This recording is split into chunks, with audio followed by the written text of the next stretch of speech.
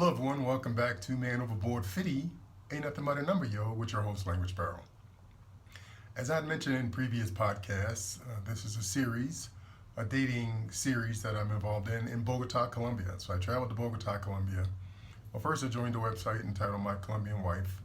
Traveled to Bogota in an attempt to meet women for possible long-term relationships or partnerships, life partnerships. So this is not really day three. I'm gonna categorize them more on dates and not day. So the previous two were kind of like a date day one, date day two, and this will be date day three.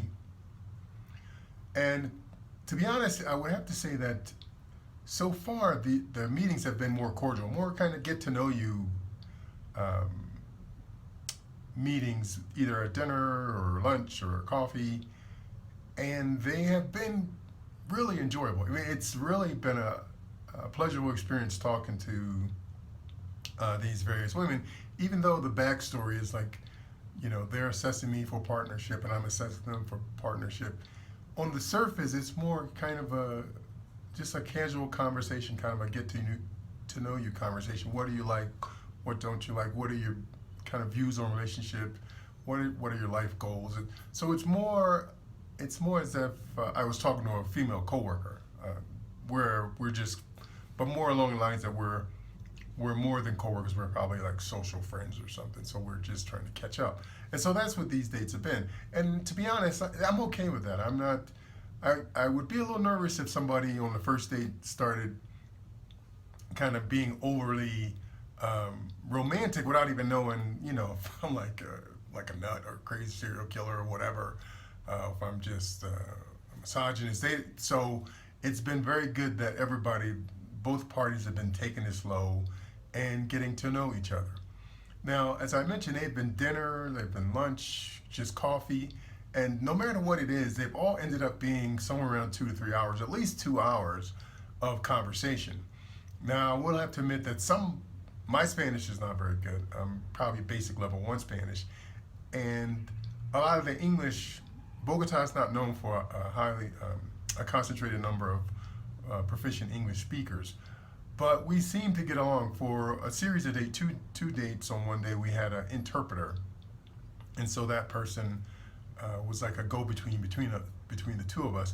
But even in all honesty, we seem to, for the most part, be able to carry the conversation just with body language and just rudimentary either English words or Spanish words or gesticulations. But the interpreter was there to make sure that any serious or any very heavy conversations or questions were answered appropriately in the appropriate language so that both parties understood. And it was a very good experience.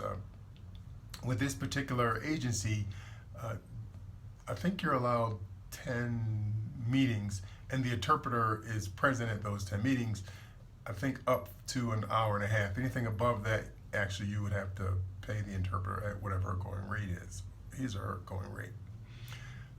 So for those two meetings, I think that I had two in one day where the interpreter participated, and the first one I think ended up being right around 2 hours, and so I think I may have had to pay her for like 30 minutes. And the second one ended up being close to 3.5 hours, but the interpreter left after about an hour and a half, so we continued the conversation without the interpreter.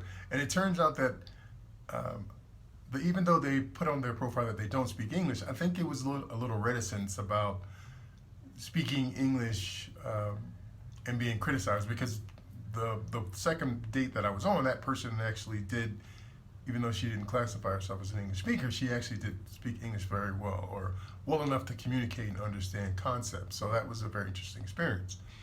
Overall, it's been very interesting in that it hasn't, like I said, been romantic, but it's been very enlightening. So it's been such a long time since I've had the opportunity to talk to women as a person, right? As not without this overarching fear of I'm trying to put a move on them, or whether they're interested or not in some romantic interlude.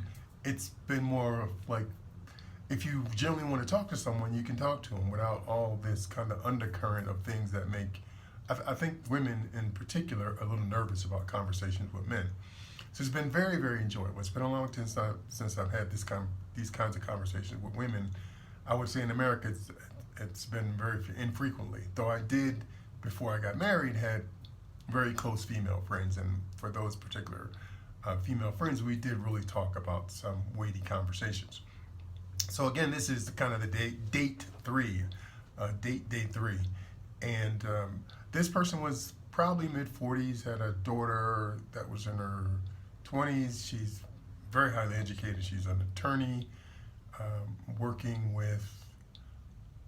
I can't. Well, I won't be too specific because it'd be easy to identify if I said where she worked. But let's just say that she works in a position of high authority, or working with individuals in high authority. So we had the conversation, and that conversation lasted about 3.5 hours. And in the beginning, it was a little stilted because she had some things she had to work out that were going on with her daughter. And then we really talked about the fear of the new presidency in Colombia. So for probably the first hour, there was really no talk about romance. It was really just talk about life in Colombia and what the fear is, and how this new regime is going to impact the political structure of the country. And then later on, we've started talking more about what she wants, why does she even join this agency in particular, and what her family thinks of this kind of thing, where she specifically joined the agency to meet men outside of Colombia, even though she has a very vibrant and intense life in Colombia and loves what she does. And I'm always straightforward with people and tell them, look, I'm not moving to Colombia. I have no desire to live in Colombia. I don't mind visiting. I like the culture. I like the climate. The food's good. But there's no way I'm going to live here. It just the infrastructure is just not there. There's too many things going on here, and it's not the quality of life I want to enjoy towards my retirement years. I mean, I told them, I tell everyone, look, I'm going to Europe, so if there's something that transpires between us, we create some kind of relationship or a long-lasting partnership, I'm not moving here, right? I'm not moving to Colombia. So you would have to move to Europe.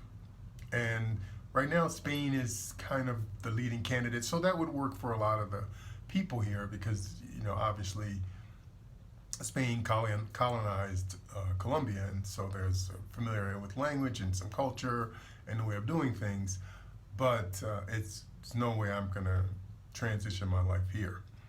And it's a very interesting experience. Now, a lot of people are really worried about, my family included, oh, well, these women are going to take advantage of you, and they just want a free ticket out of the country, and as soon as they get out of the country, they're going to leave you.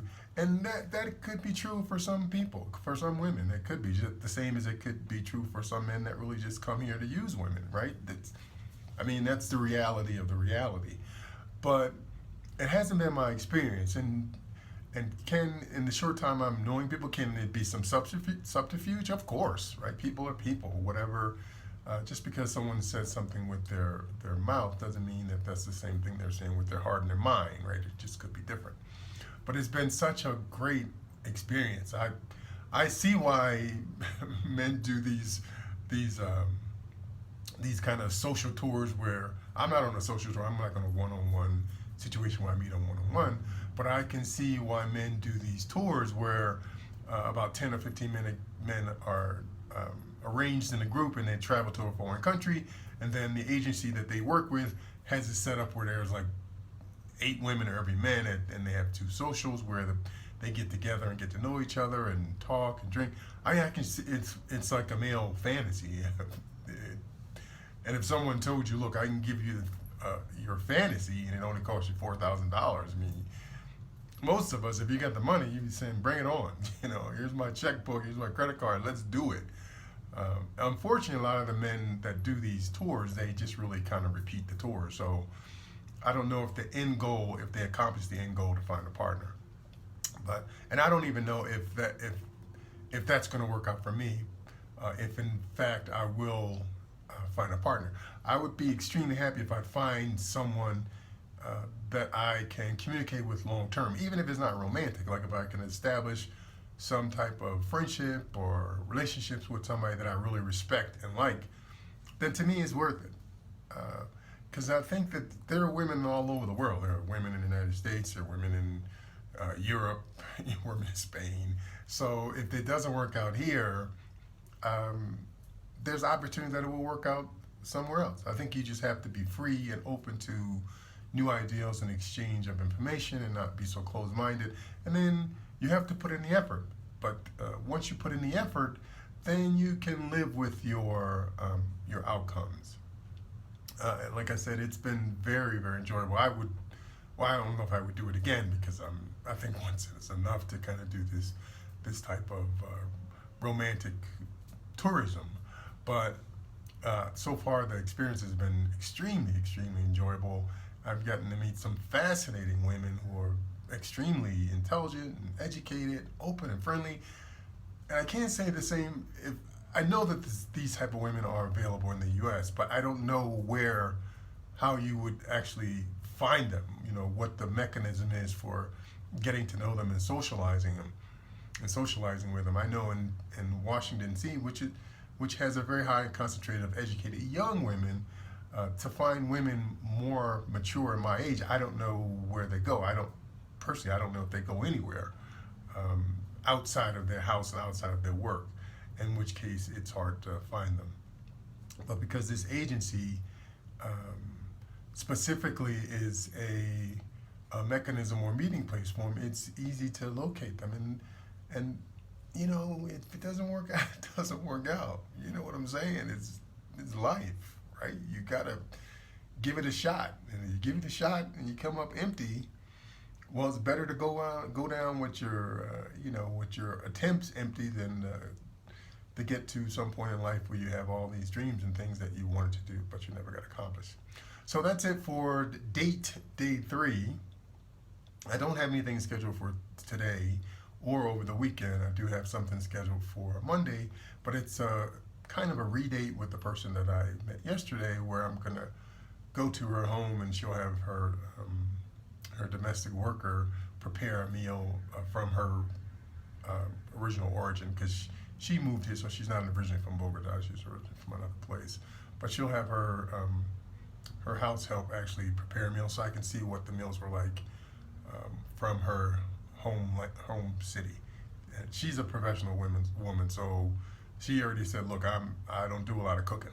Right? So I'm like, I know how to cook, so if we work it out, you don't need to be doing cooking. I'm not hiring a housekeeper. I'm looking for a partner. So that's it. We'll see you on the other side. Until that time, ciao for now.